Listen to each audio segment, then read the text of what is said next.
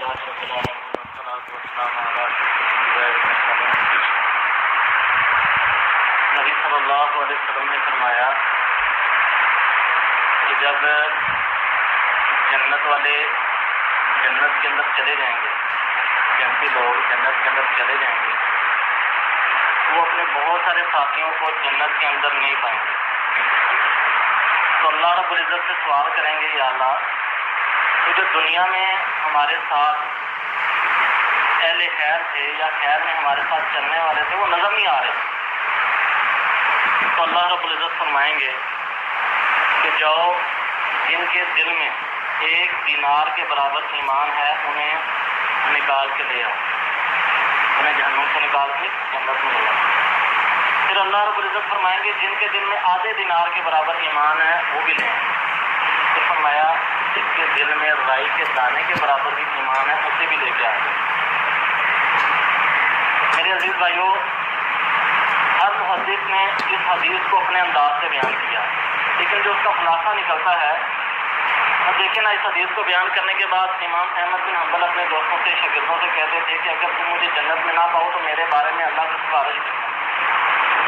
ٹھیک ہے، کچھ محدثین نے کہا کہ ہم دنیا میں خیر کے کاموں میں، دعوت کے کاموں میں، دین کے کاموں میں، انسانیت کے نفع کے کاموں میں جتنے ہم لوگوں کے ساتھ مل جل کے کام کریں گے، کل قیامت والے دن ہمارے لیے سفارش کا باعث بنے گا۔ خیر کے کاموں میں جتنا ہم لوگوں کے ساتھ تعاون کریں گے، مل جل کے کام کریں گے، اگر ہم ایک دوسرے کو جنت کے اندر نہیں پائیں گے تو کل اللہ رب العزت کے ہم سفارش کرنے والے بنیں گے کہ یا اللہ میرے ساتھ نماز پڑھنے والا، لیکن اس کے ساتھ شرط یہ ہے کہ ہم کوئی کام کرتے ہوں خیر کے، ہم مل جل کے معاشرے کے اندر کوئی اسلامک سوسائٹی کے لیے کوئی ورکنگ ہماری موجود ہو۔ لیکن خیر کے کام، حضرت ابو ہریرہ رضی اللہ تعالیٰ عنہ ایک دو نبی صلی اللہ علیہ وسلم سے کہنے لگے، یا اللہ اے نبی صلی اللہ علیہ وسلم، آپ جب فوت ہو جائیں گے، ہو سکتا ہے ہم زندہ رہیں، ہم موجود ہوں، ہمارے لیے کوئی ذات راہ بتا جائیں، ہمارے لیے کوئی ایسی قیمتی چیز بتا جائیں جو دنیا میں ہمیں نفع دے اور آخرت میں بھی ہمیں نفع دے۔ حضرت ابو ہریرہ کہتے ہیں کہ نبی صلی اللہ علیہ وسلم نے بہت ساری باتیں بتائی، ان میں سے ایک بات جو مجھے اچھے طریقے سے یاد ہوگی وہ یہ ہے کہ نبی صلی اللہ علیہ وسلم فرمایا کہ لوگوں کے راستے سے تکلیف دینے والی چیزوں کو ہٹا دیا کرو، لوگوں کی تکلیف کو دور کیا کرو۔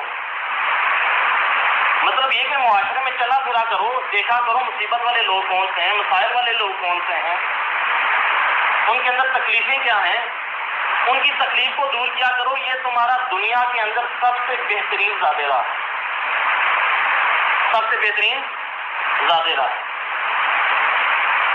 میرے عزیز بھائیوں، ہر دور میں عیسائیوں کی تعداد ہمیشہ زیادہ رہی، آج بھی عیسائیوں کی تعداد مسلمانوں سے زیادہ ہے۔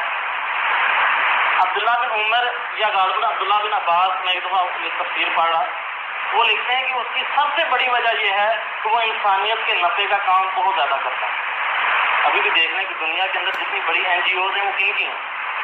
عیسائیوں کی ہیں۔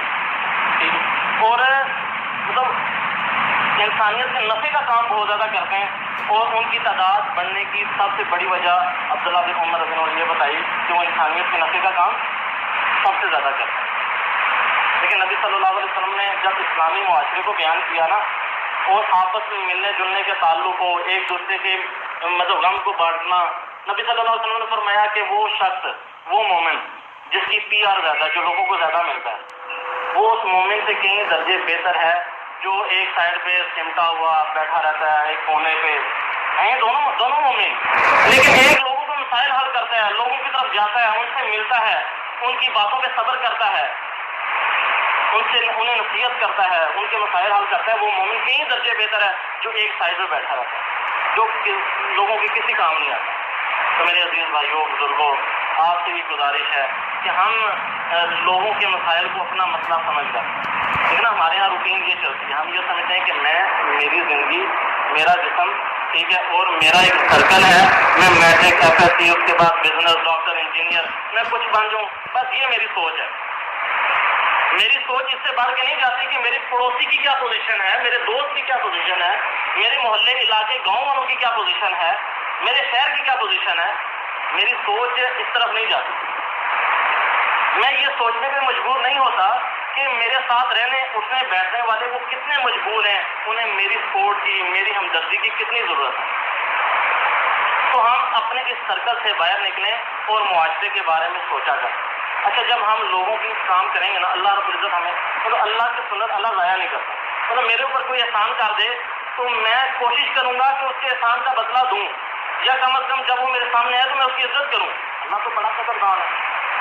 تو یہ کیسے ہو سکتا ہے کہ میں اللہ کے احکامات کی پیروی کروں؟ اللہ نے جو حکم دیے کہ لوگوں کے مسئلے کو حل کرو، آپس میں ملو، کوئی مسلمان ایک جسم، یہ سارے مسئلے میں کروں اور اللہ مجھے ضائع کر دے. ایسا نہیں ہو سکتا. بہت سارے لوگ جو صرف یہ کام کرتے ہیں، اللہ رب العزت نے ان کی زندگیوں کو سنوارا ہے. اللہ رب العزت انہیں آگے ہی لے کے گیا، پیچھے نہیں لے کے گیا. تو آپ سے گزارش ہے کہ ہم اس معاشرے کو تشکیل دیں، ہم ایک دوسرے سے ملا کریں. لیکن پڑوسیوں کے بارے میں نا آخری بات کرتا ہوں.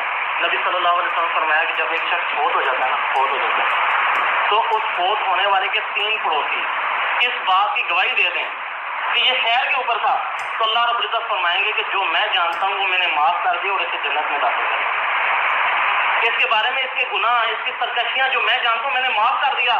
3 پڑوسیوں نے گواہی دے دی کہ یا اللہ یہ تو خیر کے اوپر تھا. یہ تو بڑا مطلب پڑوسی گواہی کیوں دے گا؟ پڑوسی اس کی تہجد تو نہیں دیکھے گا، اس کی نمازیں یہ تو فرائض ہیں، تو کرنا ہی کرنا ہے. پڑوسی اس کے معاملات کے اوپر گواہی دے گا کہ میرے ساتھ رہتا کیسا تھا، میرے ساتھ اٹھتا بیٹھتا تھا، میرے مسائل میں میرا ہم نوالا بنتا تھا، مجھے پوچھتا تھا. تو یہ اللہ میں اس کی گواہی دیتا ہوں یہ بڑے خیر کے اوپر تھا. اللہ رب العزت کہیں گے کہ جو میں جانتا ہوں میں نے معاف کر دیا اور میں نے اسے جنت میں داخل کر دیا. تو ہم نمازوں کے ساتھ ساتھ، تلاوت کے ساتھ ساتھ، مدارس مساجد کے ساتھ ساتھ، اور خاص کر مطلب ہمارے جو دیندار لوگ ہیں جو مساجد میں آنے والے ہیں وہ اس اجر سے بہت زیادہ پیچھے رہتے ہیں اور بہت زیادہ پیچھے رہتے ہیں. اس کا رزلٹ یہ نکلتا ہے کہ وہ لوگ جو دیندار نہیں ہیں وہ لوگوں کے مسائل کو حل کرتے ہیں اور وہ لوگوں کے ہیرو بن جاتے ہیں. تو ہم جو لوگ ہیں اگر ہم لوگوں کے مسائل اپنے گاؤں، پنڈ، علاقہ، شہر کے مسئلے اگر دیکھنا شروع کر دیں، انشاءاللہ اللہ رب العزت ہم سے کام بھی لے گا اور ہمیں ضائع بھی نہیں کرے گا. اللہ رب العزت ہمیں زندگی بے بصیرت ایمان والی، موت بے شہادت والی جزاکم اللہ.